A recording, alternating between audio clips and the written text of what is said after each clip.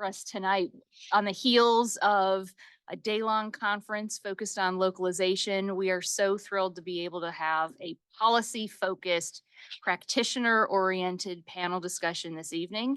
I will get to our experts' bios in just a second, but I do want to note that it's a special treat to have two GW alums also on our panel. It doesn't always happen this way, so we're really excited about that.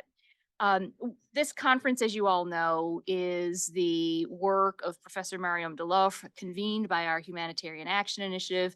I just want to say a special word of congratulations, thanks, kudos to Mariam for all the work and the brain power that's gone into today and to tomorrow. Thank you.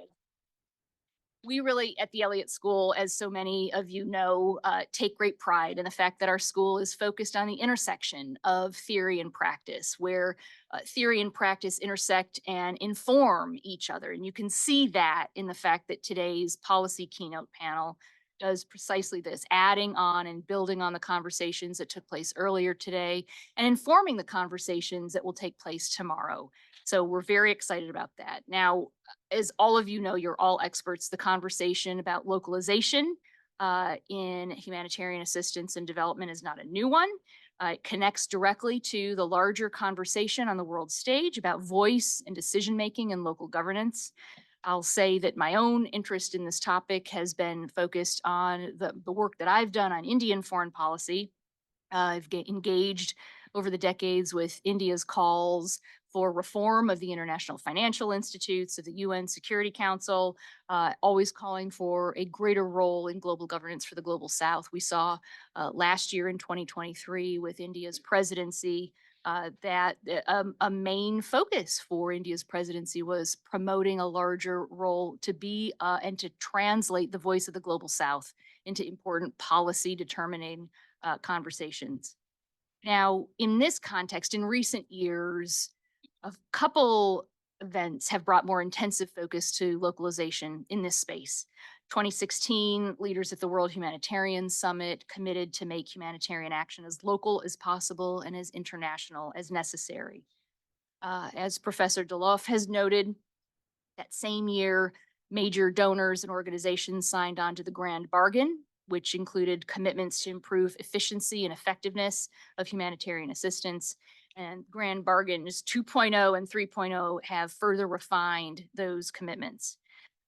In the United States, even recently in 2021, USAID has made localization the cornerstone of the agency's work. Administrator Power gave a speech on a new vision for global development. So we hear the echoes of this push here.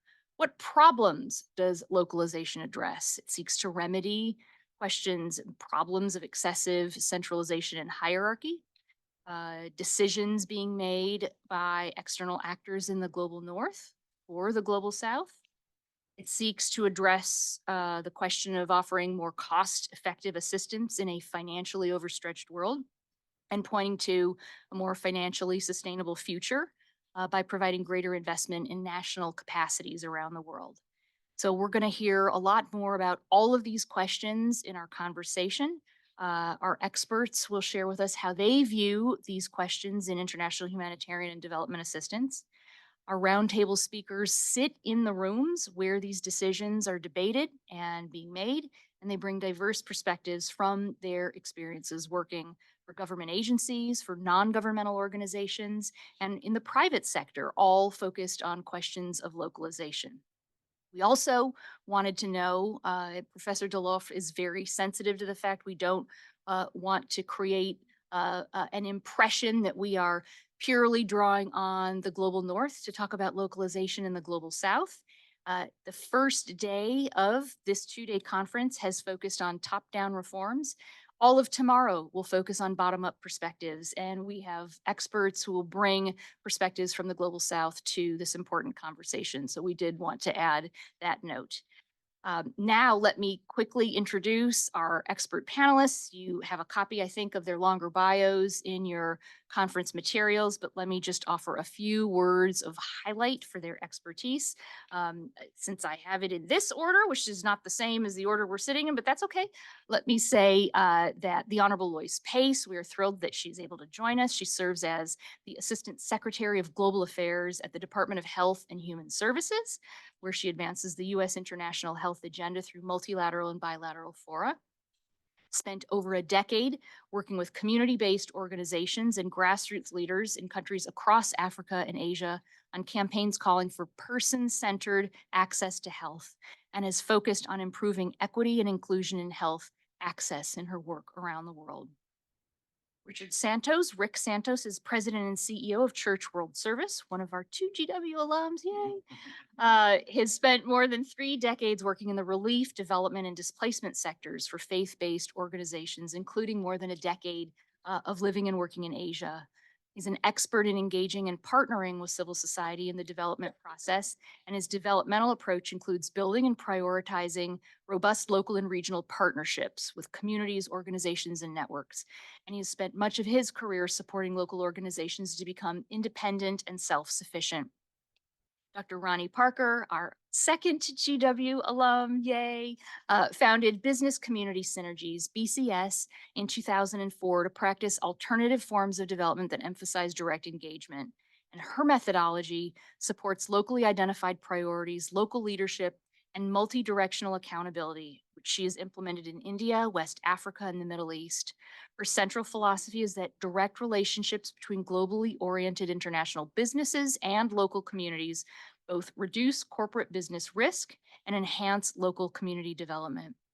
Prior to founding BCS, she was director of Woman Child Impact at Save the Children, overseeing partnership development, training in gender analysis, and measurement of the impact of its international programs on women's status and child rights.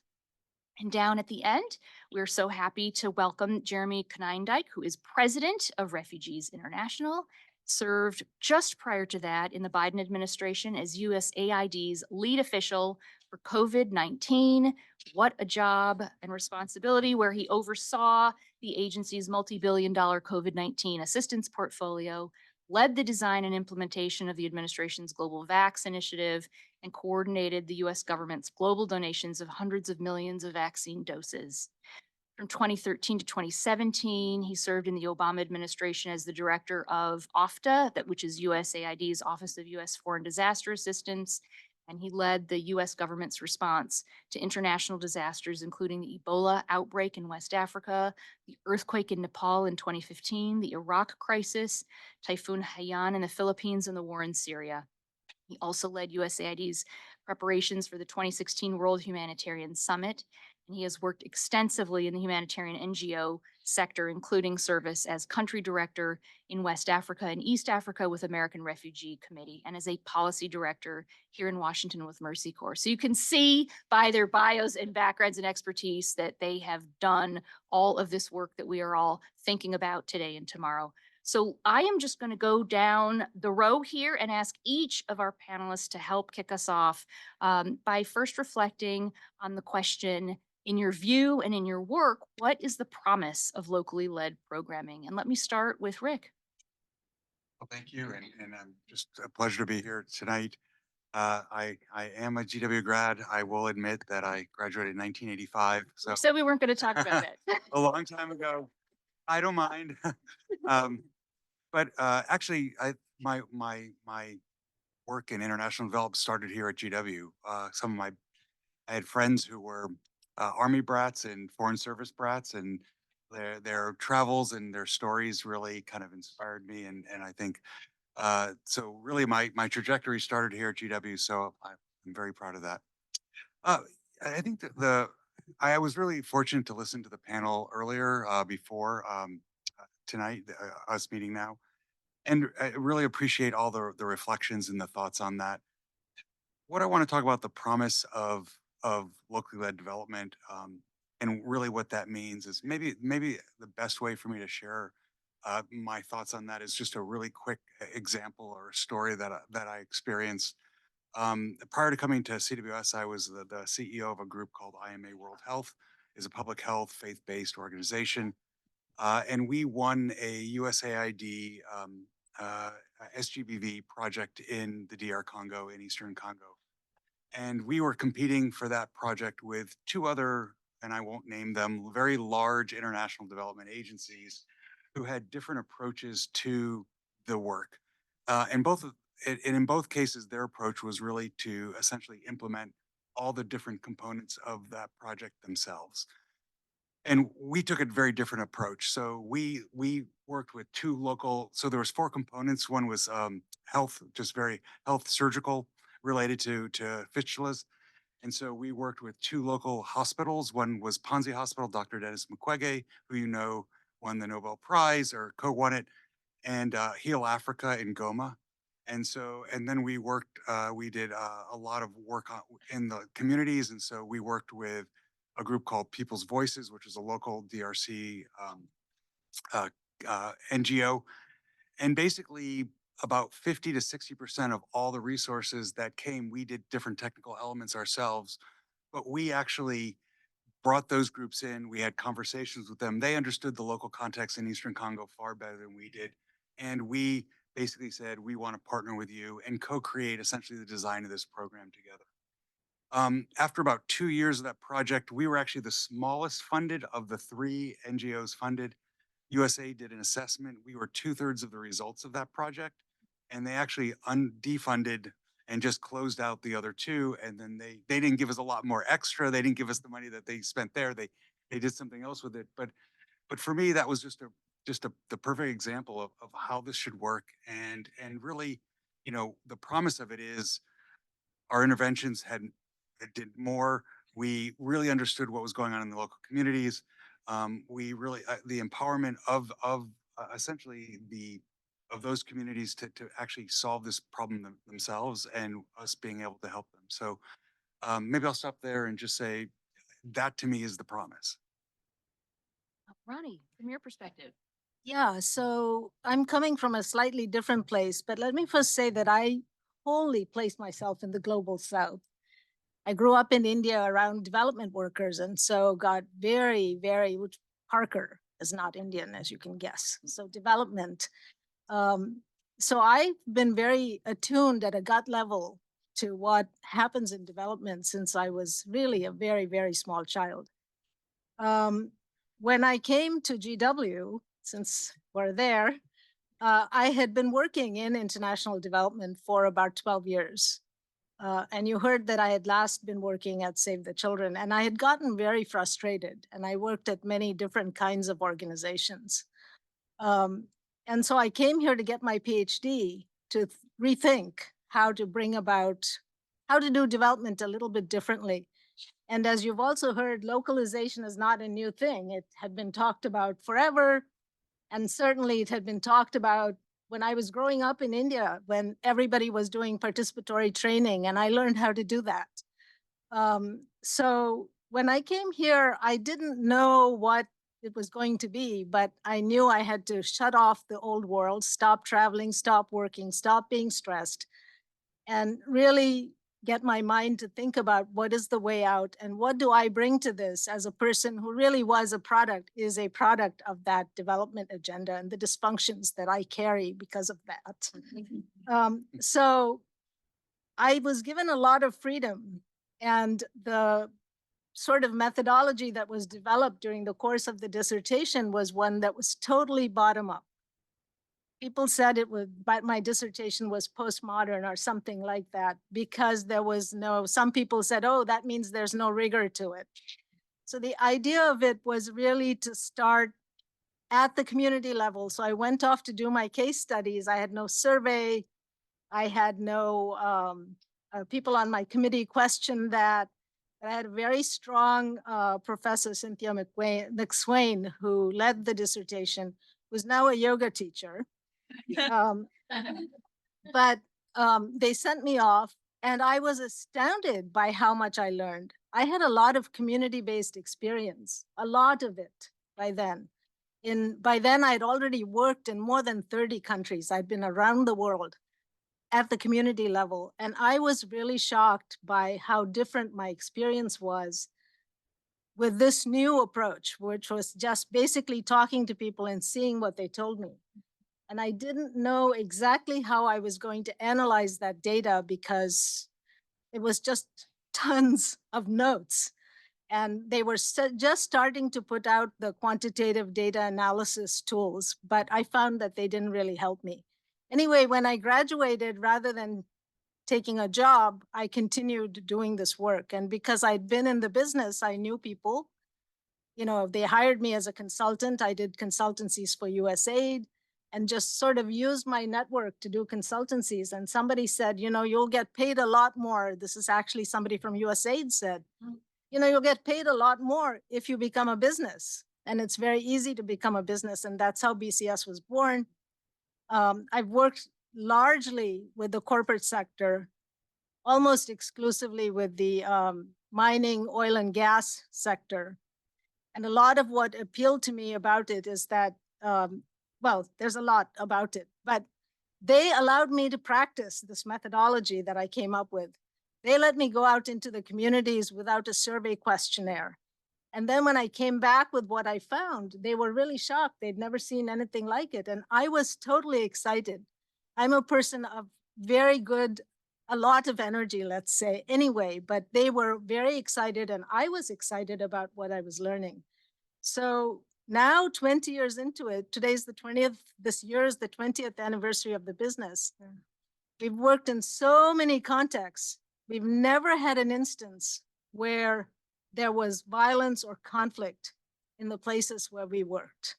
And I believe it all has to do with this kind of community engagement, this kind of starting with a very inductive kind of discussion openly, and then really building from there and then letting them build it, because part of what we do also is to let them do the analysis. That was the solution to the qualitative analysis. So that when I see the promise, I think that, you know, we have something here that really seems to work. And it needs to be studied, not behind the scenes in corporate reports, but actually more publicly. We did a randomized control trial, thanks to Hewlett, was the funder behind that. And found that, in fact, we could only measure a few indicators because of the nature of the methodology. We found that our methodology actually did increase some level of accountability, a lot of community-based advocacy and action, and so on and so forth. It was there's evidence. The fact that we have evidence, anecdotal and systematic, indicates to me that there's a lot of promise here in this. And then I guess later we'll talk about how realistic is it to do this more broadly. Thank you. Assistant Secretary, is that too long? Yeah. No, it wasn't too Wonderful. long at all. I like the storytelling. Hi, everyone. So I'll try to keep this going. You know, we at the Department of Health and Human Services really try to walk the talk when it comes to localization. I think, well, a couple of things to keep in mind. A lot of people don't realize that our department actually has a global arm. And I think given our limited resources in this space, by necessity, we need to work more in partnership with people. We can't just sort of dive bomb in and say, hey, this is how things are going to go. It's more of an exchange. And frankly, that leads me to the second point I was going to make, which is, you know, we really gain a lot out of this bi-directional relationship and the ways that we can exchange these practices and understand, okay, well, given our maternal mortality rates in this country, particularly for women of color, what can we learn from countries around the world? So how does that show up? It shows up in a few ways that I'm sure we'll get into later, but one way is even just thinking about our workforce and thinking about the fact that CDC has about 2,000 people around the world. It's nowhere near what our US Agency for International Development can do. But of those 2,000 people, 1,500 are locally employed staff. So already we're saying, all right, if we're going to have a global footprint, it's going to look like this. How and why does that work for us? I understand you all spoke earlier about PEPFAR, and I think that really has been in the global health space a really important model for us. It's not perfect, right? But it's a way that I think the US has really tried to demonstrate this sort of evolution. even in real time. And when we look at CDC's PEPFAR programs, we have more than 70% of grantees truly sort of meeting this. I don't even want to call it a requirement, but really fitting into this this category of local leaders and partners and organizations who are really driving those programs. And that's key because obviously when we think about HIV, look, anything is sort of easy to start. But when we're getting closer and closer to this finish line, right, and really struggling, frankly, to get across that finish line, it's really going to require local leaders, local solutions to make that happen. It's in particular when we are needing to work with special populations, with communities that are traditionally left behind or historically left behind or marginalized. That's when it's all the more important that our planning really is put in place to ensure that we are really, again, finishing the fight. But I have other examples, right? Even beyond HIV. And I like that Rick talked about his previous life. As Rick knows, I used to spend a lot of time working in cancer and working in cancer globally. And that's not something people talk about, even, I mean, especially 10 years ago, but even now. Um, Actually, 20 years ago, I guess I was working in that. Oh my gosh, now I'm dating myself. Um, but that, it was, again, by necessity that the way that we showed up in countries, whether it was Nigeria or Philippines or Thailand or wherever, is to say, hey, we are seeing these rates of cancer rise. You are saying you want to do more in this space. There isn't a big pot of money coming from anywhere anytime soon. So, how do we do this together? How do we mobilize local cancer survivors, researchers, physicians, other community leaders to help provide these services, right, for people on the ground and even push governments to pour more into this work? And now that people understand that cancer is a leading cause of death, not just in countries like the US, but in some of these other countries. And it's essential to really have these voices be lifted up so that the resources, especially in health, are not only going to what policymakers in Washington think are priorities in countries, but what people in these countries are actually telling us. I think the most poignant example of the importance and the promise of localization comes from COVID. I mean, look, I keep pointing to Jeremy because we lived this together. I think, there's a little bit Digital trauma. Yes, exactly. Not Not with each other. exactly.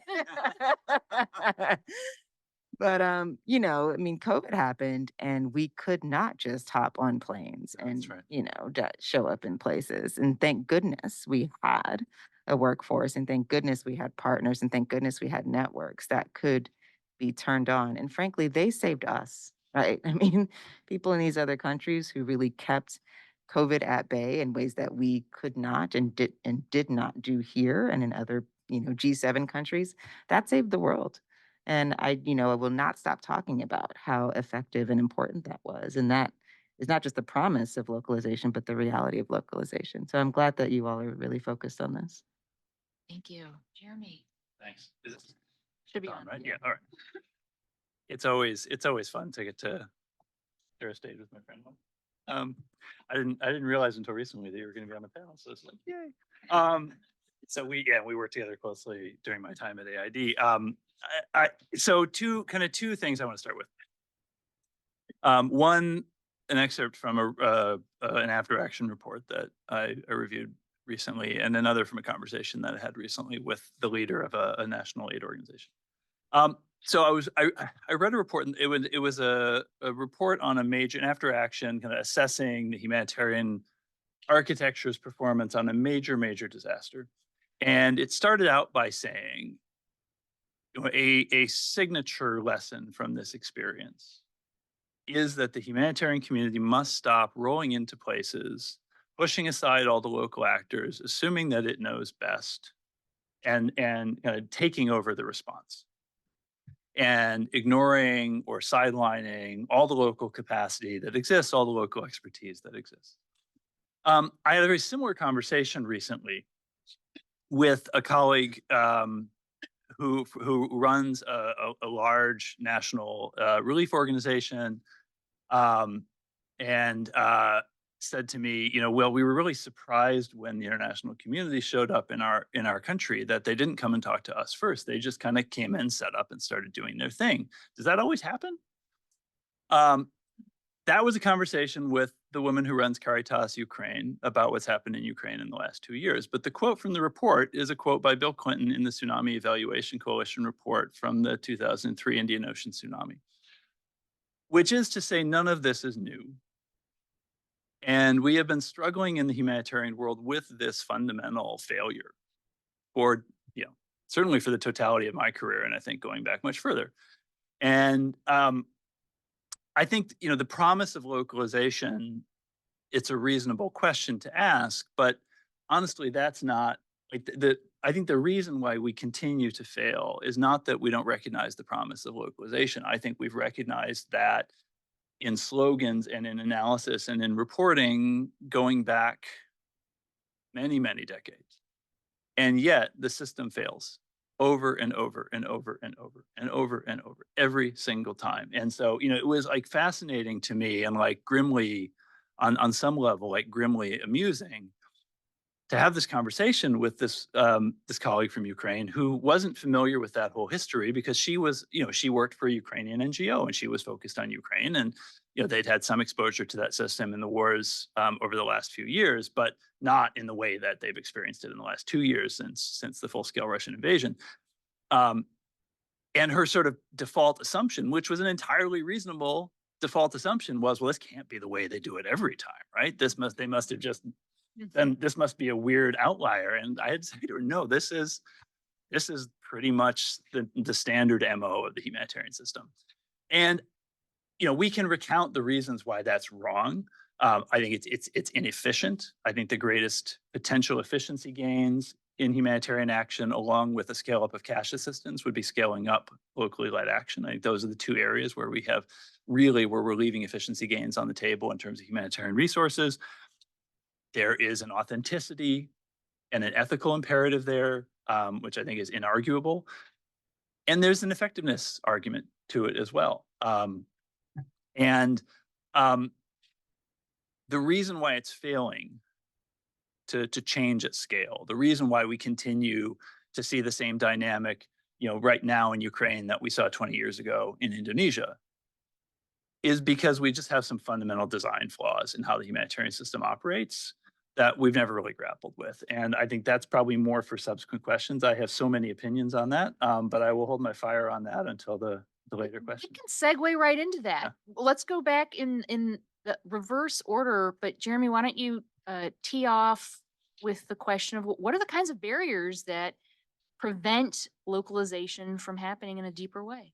So I think we have been stuck at slogans for decades, and we have never really tackled architecture. And I think fundamentally it's an architecture. It's a political will problem, and it's an architecture problem. I think one of the great, well, I won't call it a great success. One of the more successful examples of a push towards localization actually is PEPFAR. PEPFAR has moved a substantial share of its funding over the past 5 years from internationally led operations to locally led. And that was a top-down decision to say, we are going to do this. We are going to move the money. The partners are going to have to move the money. We're going to build the systems to enable us to do that. That stands out because it is so rare. USAID has been talking about this dating back to at least Raj Shah's tenure. USAID Forward. Yeah, USAID Forward. Right, I was like, They too had a 25% target. But USAID has never really changed the internal plumbing of the agency. And that to me is that's the barrier at USAID. The barrier is not that aid doesn't want to do it or there's a failure of leadership recognition. The problem is if you're a USAID program officer who needs to do that, you are swimming upstream and battling against your own architecture in order to get that done. And the path of least resistance is just to dump more money into an existing award with a big international partner.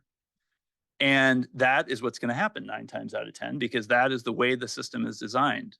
And if the highest urgency for you as like an individual is we got to spend the money before it expires at the end of the fiscal year, what's the fastest way we can do it? The answer to that is never going to be a local NGO. The second, I think, piece of this kind of specific to the humanitarian system is donor budgets have grown enormously, donor staffs have not. And when I ran off, I ran one of the largest staff, like the biggest staffs of any of the humanitarian donors. And even we still had to give our money out mainly in chunks of kind of $1 to $5 million. And that cuts out a lot of organizations. We didn't have the bandwidth to have a more graduated approach to build up partners and kind of bring them up the ladder to the point that they could manage larger amounts of money. We also, frankly, and in retrospect, did not do nearly enough to try and create those pathways. It's even worse now. And that's for AID as a big donor. Most of the European donors, you're talking about, a budget of maybe a few $100 million to $1 billion, and maybe 5 to 10 to at a stretch 20 people who administer that. When you have to cover the whole humanitarian world on that size of a staff, you have to write a small number of very, very large checks. And that is why the UN system gets so much of the money, because the fundamental, and I love the UN agencies very much, and they all have wonderful qualities, but from just a very raw business model perspective, the fundamental value proposition that they can offer a donor is we can absorb a large amount of money in an accountable way and take the administrative burden off of you. And so they become the intermediaries in the system. They are the intermediary financing layer.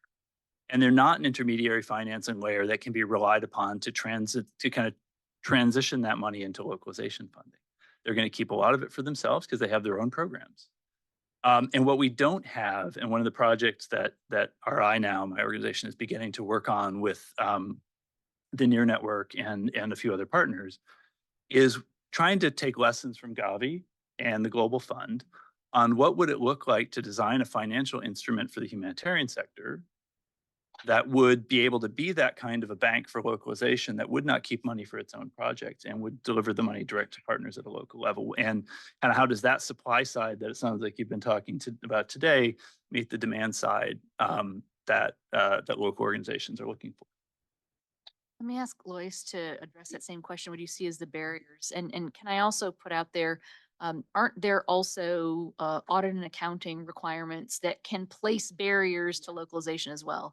Yeah, I was actually going to go there, Dean Ayres. The structural issues are very real, and we see it all the time, right? We expect somehow a smaller, perhaps nascent organization to somehow absorb these millions of dollars, and then question why they might be struggling keeping up with all of these reporting or other requirements, even the requirement that they bring in X percentage of resources from other sources.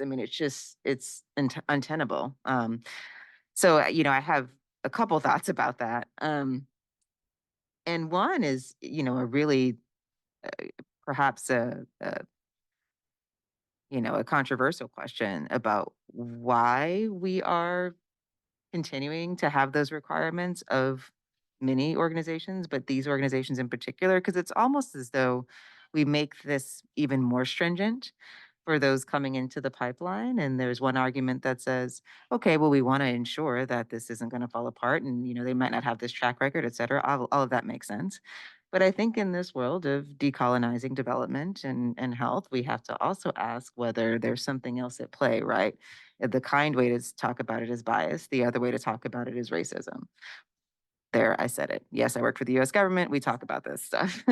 So speaking of the really deeply rooted issues, we really have to go there with this. And again, challenge what might just be assumptions about what people, individuals, or institutions can or cannot do. And really start to unpack what truly is a requirement versus something that just makes us feel better given the person sitting across from us, frankly. There's a way this is showing up for us, just even in the policy space right now, as Jeremy and maybe others here know. We are trying to renegotiate or review these, what we call international health regulations, the rules that keep us safe when we might have a pandemic. Don't worry, I'm not thinking we're going to have another pandemic, but we just want to be okay in the event that, something else is coming down the pike. And we, as a US government, have said, oh, well, it would be really great if instead of having a light switch, right, like there's no issue and then everything's on fire, that we have something in the middle that helps us understand what could be coming, right, and start to prepare accordingly. But there are plenty of countries in the Caribbean or in the Pacific who are like, well, that's all fine, well and good, but what if everybody freaks out when you tell them something could be coming? What does that do for us in terms of shutting down our borders and trade and commerce and other things or tourism? And how are we going to be penalized if we can't actually surveil in the same way, if we can't respond in this way that you need us to? Are you going to think that we're actually not following the rules? Turns out we just have one lab. Turns out actually we as a Caribbean country are sharing a lab with another Caribbean country, right? So we can't even get that data between each other fast enough to meet your 24-hour or 48-hour rule. So that's the way I think to kind of rethink requirements, right? And we only know that because we're actually talking to these countries about it. I mean, thank goodness we're working through a UN system so where everybody actually has a voice and the same voice. Because if this were perhaps another global institution, a Geneva giant, we could just sort of say, well, hey, this is how it's going to be without that kind of input. And then guess where we are, if something were to happen, right? So I just, this conversation about structural issues is an important one. And I think there are ways around it, but I think we have to dig more deeply maybe than we have. Thank you. Let's ask Ronnie to follow that up. Barriers that you see, and if you could also comment on ways to bridge these kinds of challenges. Okay. Yeah, so I was thinking about this, and the first thing I wrote down, I'll just tell you, limited vision. And what I mean about this, and I saw this very early on when I worked in microcredit, which was a big deal at one point, was that we would always try to get people past a certain point, but we would never think of that small business as being the next. I don't know what it is now. I want to say IBM, but I know I'm dating Apple, myself. maybe. Apple, the next Apple, or something like that. We never had that vision during those discussions. And when I look at the frameworks that we use, for instance, now in my work, I do a lot of work on community engagement. There are many sort of frameworks for the spectrum of community engagement. They all end up in a place called shared decision making. They never say you make the decision. So that whole point isn't there. There are these power frameworks that will start with power over and carry you through a bunch of changes to power with. And we never actually hand over the power. So I think somewhere deep inside there is this thing about, we want to share with you, but maybe you don't want to share with us. Maybe you don't like us, which is a crude way of putting it. I think that one of the solutions I see here really is the engagement, the kind of engagement that we do. It takes a lot of time. It's expensive. I feel very, very privileged that these big corporations have let me go do it. But we have sit down. We have in-depth 2-hour conversations. I've now done over 2,000 of them. And when you start to see, when you really sit down and talk to people, not about what you want to know, but just about their lives and what they're thinking and what's their vision for their community, you hear a lot. So I think we really have to learn how to look beyond what we're seeing. And, the reality, and Lois related to this too, that when I travel often, the person who comes to pick me up at the airport never finds me. They never do. They're expecting somebody important. They're expecting a person in power. They will not come to me. They will see me on my face and look away. So this whole idea of how we perceive power really has to change, because more people in the world look like me, and a lot of people who look like me are very smart, very capable. And if we want to make, you all, especially white guys, if you want to make change, then you have to really question yourself over and over. And doing qualitative work is very good for this, because you're always thinking confirmation bias, there are bells ringing in your head. And so you train yourself when everybody's agreeing to say, wait, what's going on here? Is that really what this data is showing us? The other thing is that I know some bad things were said about UNDP, but many years ago, when I was still a doctoral student, UNDP hired me as a consultant to do a paper on vested interests in international development. And the story I remember about that is that I talked to a West African government official who told me the story of being at a meeting with a World Bank official and the president of the country. And this World Bank official presented a plan for a program on PowerPoint that involved a lot of money for the country. I don't remember anymore if it was loans or grants, probably a combination. And he said that as this person was talking, he was developing this pit in his stomach because he knew this was not going to work. He just knew it. But this was such a tight presentation. And the president says to him, because he's in charge of development, says, what do you think? And he said that the story still makes him sick because he said, okay, let's do it. He knew it wouldn't work, but he didn't question because there was a lot of money at stake for the country. And you don't just turn that down. So I think somehow we have to, I don't know. I mean, I think we have to really ask people what they want, to put it simply. The third thing that I wrote down is the complexities of the local context. So we talk a lot about community and we talk about a lot of, and about localities, and there's tremendous diversity there. And that diversity has worsened during the time that I've worked because of the movement of people. So I just looked up before I came here, UNHCR, and they said that in 2022, 108 million people were displaced involuntarily. And it said 6 million returned to their countries and 114,000 were resettled. So there are over 100 million people just in the last year who left their homes. So what does this mean for localization and communities? You have a whole bunch of people who don't have a shared history. They don't have shared animosities. They don't have shared language. They don't have the shared food. And they're very vulnerable. Everything that they carried, their capacities are not present, are not active. And that's exacerbated by the relief community, I think, as others pointed out. And finally, that it's very easy to say, okay, let's go to local, let's localize, but then local culture can be very bad. In many places, they really mistreat women. There's violence, there's ethnic conflict, there's segregation by race, segregation by income. So it's not that simple to say local. I think that's a very big barrier, certainly one that we've encountered in our work. And how to, when you talk about developing an agenda locally, whose agenda is it going to be? And how are these different ones going to come together? And we have found ways to do that, just to give you the good news on it. Not to say that we know everything, but because we've spent so much time here, we've found some ways that offer some opportunities for the future. And finally, I said methodological barrier, because this has to do with the fact that we are very technocratic in this society. And we rely extremely on experts. Everything is siloed. Our thought processes, our analyses often are linear and inflexible, and they're not able to capture the multidimensional aspects of people's real lives.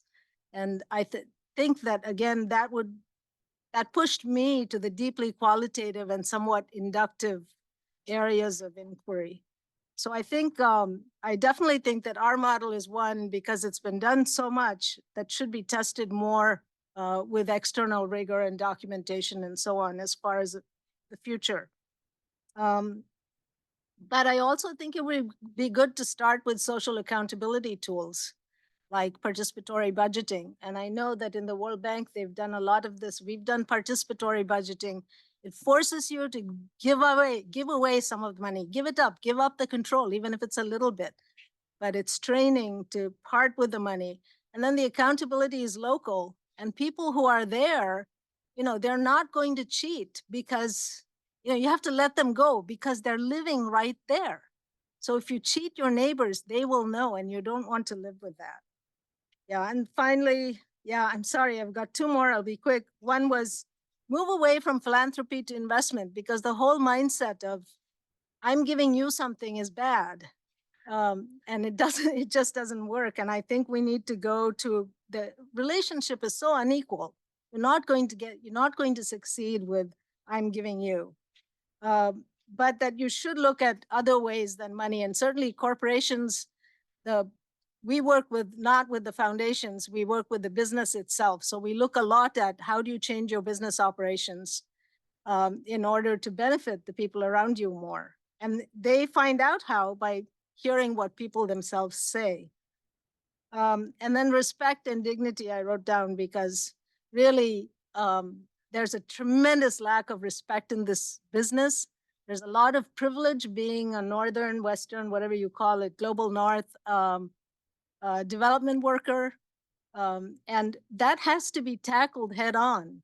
We have, when I pull together a team for a project, we do a whole lot of work together to check ourselves about how we think about people's histories, etc. And as I said, it's not cheap, but think about the money we're throwing away now. I mean, how often do we read that a contract for multi-billion dollars was given to a company that failed? Why? Because they're there. Nobody else can manage the X billion. So I feel overall optimistic about what's out there. No, because we've been doing it. Why are you laughing? Because we've been doing it. I think it's there. The problem is that because we've been doing it for the corporate world, it's not in the public realm. Some of our work is in the public realm, and Jennifer knows it certainly, but it's very little. And I think it needs to be really looked at because we have been successful. So that's the optimism I bring to it. Rick, your thoughts on barriers and how to overcome these challenges? Oh. I don't want to repeat a lot what's said because I agree with much of what my panelists have talked about.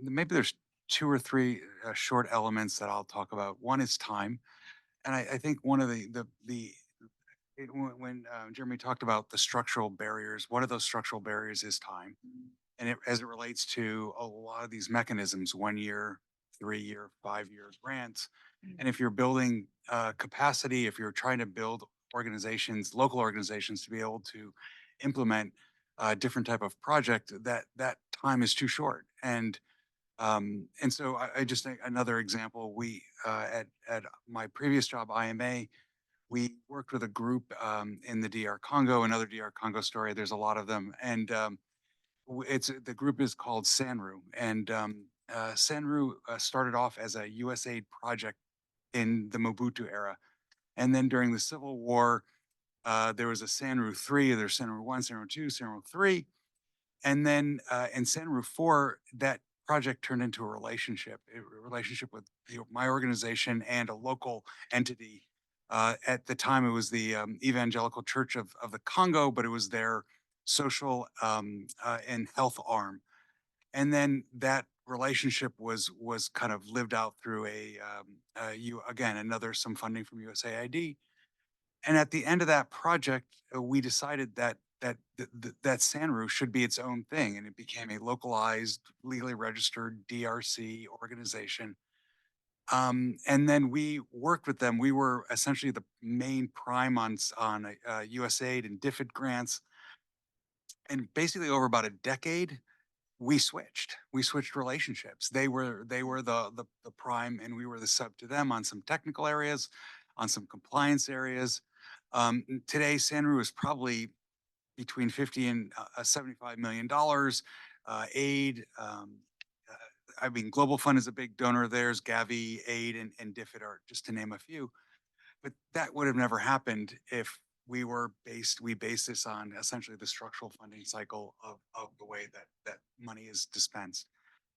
A second thing, kind of a perspective on this that I have is, one of the things I love about my organization, my current organization, Church World Service, is we were founded 78 years ago by mainline Protestant churches.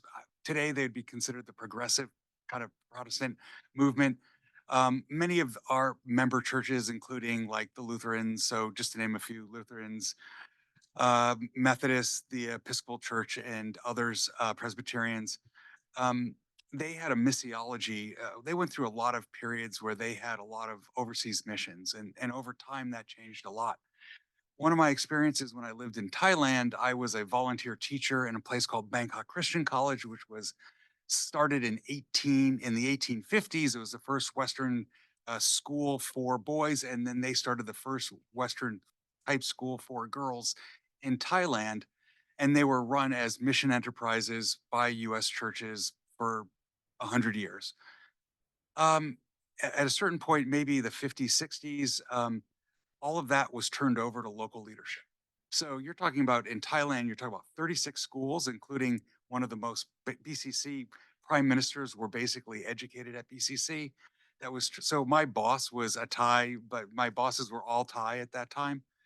Hospitals, there was at least a dozen hospitals throughout Thailand, all turned over to local Thai leadership, of course, the local Thai church.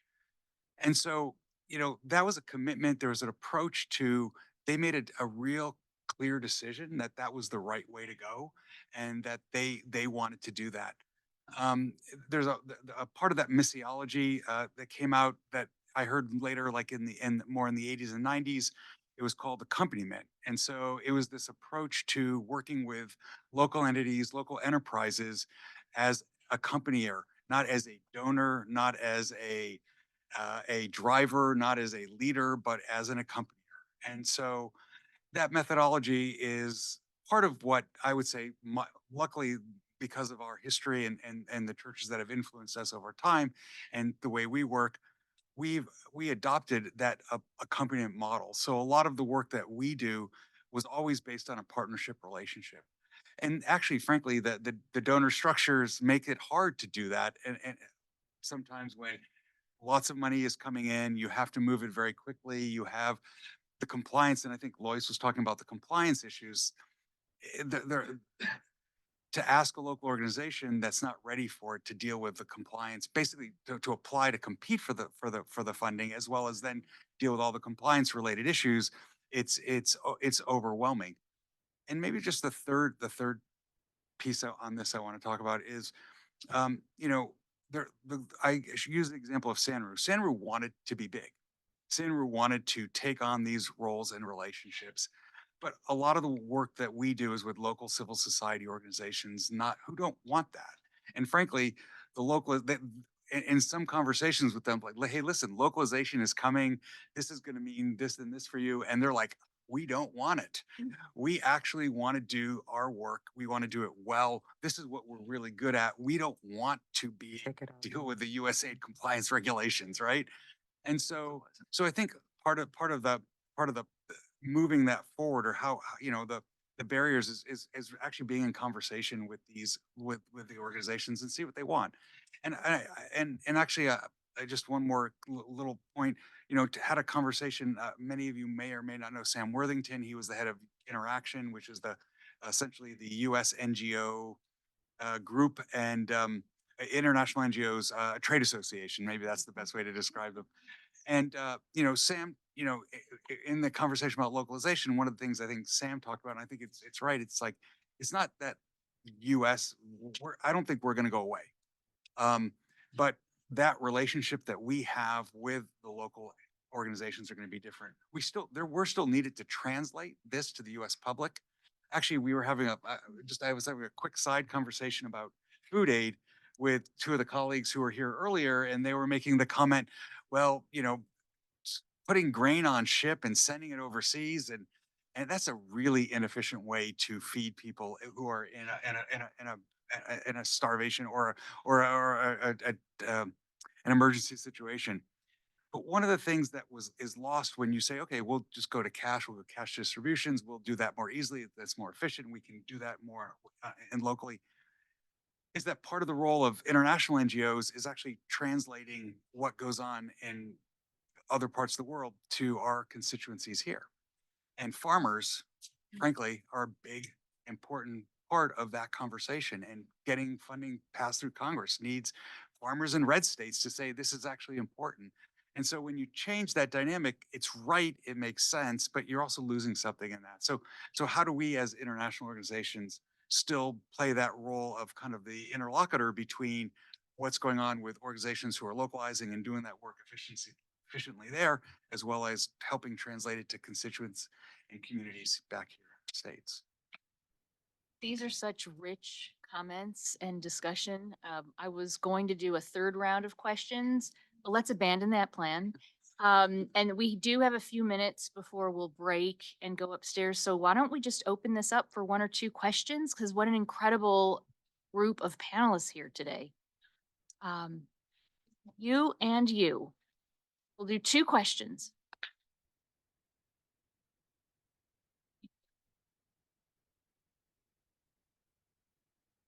First one. 1 and 2.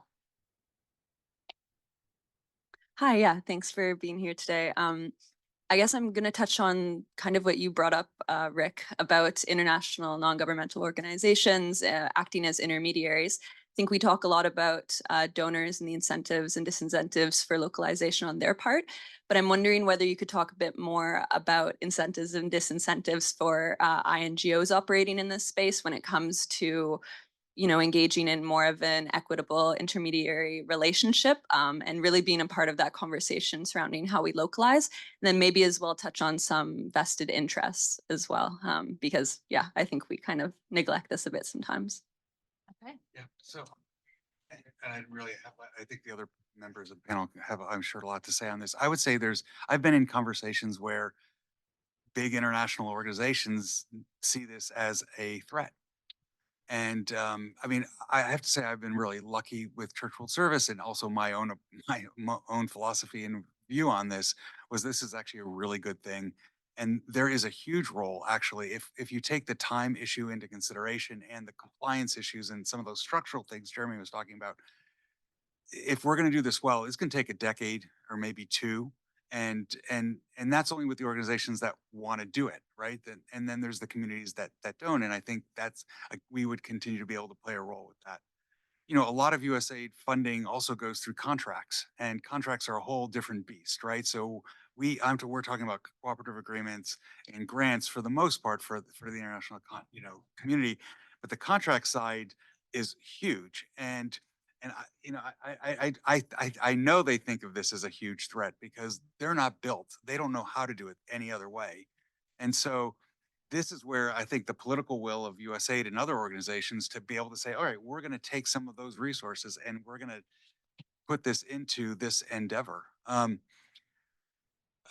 sorry, the second half of your question. Vested interest. Vested interest. I would say those are some of them. Yeah. Any other comments on this question before we take our second question? I mean, sorry, go ahead. No, you please. I would just say that I don't think the people, the contractors are any worse than the INGOs. I think everybody has huge stakes. People have salaries, they have college tuition, they have mortgages. And I don't know, I learned to appreciate what the contractors do offer. And having been a contractor to USAID ourselves as a prime contractor, we stopped. My colleague Mara is here, who was my first employee when I started the business, and she was there when we won that USAID contract. It's the system. I think Jeremy has it right, that it's really, that if you want to do the right thing, you cannot. And my banker, when I was starting my business, a few years into my business, introduced me to the head of a big woman-owned business that did all USAID contracting. I mean, this was a big business. And she said to me, if you want to do work with USAID, don't think about what is the best solution. Do not think that. Read your contract, do exactly what they tell you to do. 100%. So you're doing this, you figure out that it can be better. You'll be marked, you'll get a red X for it. So we pulled out for that reason and stuck to the private sector. I have so many opinions on contractors. I come from much more on the NGO nonprofit kind of grant side of things. I think the point, Ronnie, that you make there is a really important one, though. It is a meaningful difference between the contract and the grant structure. In my experience at OFTA, when we had grantee partners, they could push back on us. And that the grant structure is like a concept of co-creation is much, much more consistent with a grant mechanism. A contract mechanism is USAID lays out what they want to do and they find the partner who can best meet the thing that they've already decided they want to do. And if you deviate from that, as you said, they're not interested because they already told you what they want to do, and just tell them, just tell them a price tag for what, so I'm not a fan of contracts. But I think, to the INGO point, it's a very important one. The UN agencies get a lot of grief, and they deserve a lot of grief for some of the incentives that are the perverse incentives that I think are baked into that financing model. But, the reality is, if we're going to see localization financing at scale, that's going to come out of the hides of somebody. And what I think, and Lois raised the point, like, are these structural barriers or is this racism? I mean, it's a form of structural racism. It's very easy, or structural bias, or call it whatever you like, but it's the kind of easy status quo default course makes localization impossible. And so it's very easy to say we support localization, but if ultimately you're not then going the step down to say, and that should mean we want to see an overhaul of how USAID handles its awards mechanism, and that's when most people fall asleep. And that's part of the problem, right? If you know the system well, and all the contractors know it like amazingly well, you know full well you can be full-throated in support of this, but if you're not simultaneously advocating for what would be a pretty radical overhaul of USAID's contracting architecture, doesn't matter. You're going to keep getting those awards because you're the only one they can give it to, and you know that. And frankly, the UN agencies know it. And so I think what it really will take, and one of the reasons why when I left government, I wanted to come to an organization like RI, which doesn't take government money, doesn't take UN money, and is small, was we don't have structural incentives that point us in the wrong direction on this issue. And I have immense respect and appreciation for my colleagues who lead large INGOs. They have a real challenge because to take the localization sloganing and rhetoric seriously, they need to shrink substantially. And that is a hard thing to sell to a board of directors. And most of them are held accountable for growth. Last question to round us out. Thank you so much for this very informative panel. My question is for Rani. I really appreciated how you talked about community engagement and the community dynamics that are found. And you're onto something there, because I think that a lot of those community dynamics may actually mean that the poorest of the poor are being excluded. So when an organization goes to an area without understanding that there exist certain dynamics, they are not able to include everyone in the project. So my question is, what strategies do you use to ensure that no one is being excluded from the program? Thank you. Yeah, actually, in our model, we go and talk to everyone. We talk to churches, we talk to young people hanging around on street corners. We talk to, I don't know, whoever we run into. We go to the marketplace. We see how the schools operate. We go talk to teachers. Because of my experience with Save the Children, I try very hard to talk to kids in school. And we did, for instance, since someone was talking about the mines in Peru, in Antamina, we went and talked to the kids in the school because they said, come and talk to them. So we did. But we talked to a very wide spectrum of people. And then we do our own assessment every day. In fact, after every interview, we take notes. We don't do them one after the other. And then we summarize what we think we heard, and we go back to these groups and we just say, and we have some public meetings where we say, we've been going around talking to you all, here's what we heard. How does this sound to you? Does this sound right? And generally there'll be lots of discussion. And it's pretty much, that's the analysis we get. We heard about this kind of history. We heard about these aspirations. We heard about these actors. We heard about these things you valued. So it takes a bunch of training. Part of what's been very distressing to me about that is that we have had many groups go out and just, we see a lot of qualitative assessments that look very good, but they haven't been done in that way. They haven't been done sort of that open way. And there's a certain amount of skill in how do you start a conversation. And we don't ask, tell me about your family, but it will come out. And we don't say, tell us about water pollution in your community. It will come out if it's there. In Ghana, in fact, I think it was Ghana, one West African country, we were there trying to find out about some economic development program.